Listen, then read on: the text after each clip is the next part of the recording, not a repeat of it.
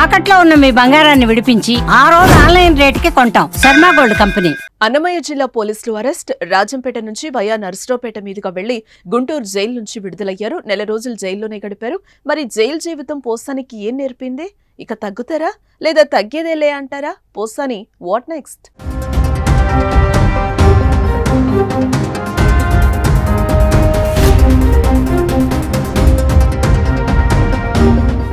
Newton యొక్క 3వ నియమం ప్రకారం ప్రతి చర్యకు సమానమైన మరియు వ్యతిరేక ప్రతిచర్య ఉంటుంది.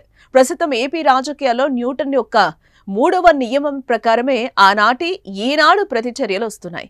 వైసీపీ హయాంలో నోరు జారిన నేతల ఊచలు లెక్క పెట్టాల్సి వస్తోంది.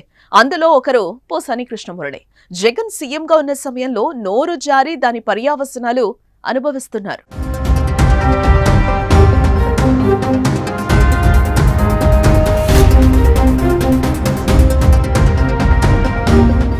వైసీపీ కోసం పోసాని గట్టిగానే పనిచేశారు. అందుకే ఫిల్మ్ డెవలప్మెంట్ కార్పొరేషన్ చైర్మన్ పదవి ఇచ్చి జగన్ గౌరవించారు. కానీ పోసాని మాటలే కాస్త గతి తప్పాయి. ఆ సమయంలో ప్రతిపక్ష పార్టీలుగా ఉన్న టీడీపీ, జనసేనలు విమర్శించే క్రమంలో కాస్త అతి ప్రదర్శించారు. రాజకీయంగా కాకుండా వ్యక్తిగతంగా దూషణలు చేశారు. ముఖ్యంగా చంద్రబాబు, పవన్ కళ్యాణ్, లోకేష్ పై పరుష పదజాలంతో రాయటానికి వీల్లేని భాషలో భూత పురాణంతో పోసాని రెచ్చిపోయారు. కట్ చేస్తే వైసీపీ ఓడి కూటమి అధికారంలోకి వచ్చింది. అఖండ మెజార్టీ సాధించి ప్రభుత్వాన్ని ఏర్పాటు చేసింది.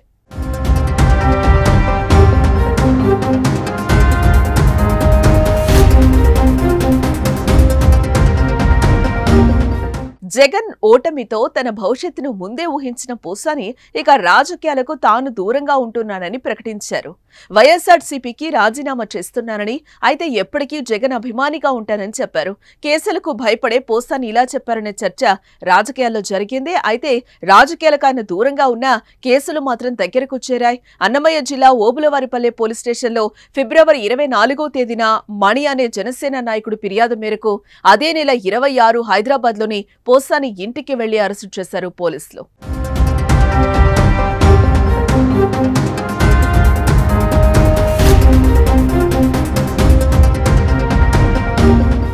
అనంతరం ఆయనను రైల్వే కోడూరు కోర్టులో హాజరుపరచడం, న్యాయస్థానం రిమాండ్ విధించడం అన్ని చకచకా జరిగిపోయాయి. ఆయనను మొదట రాజంపేట సబ్ జైలుకు తరలించారు.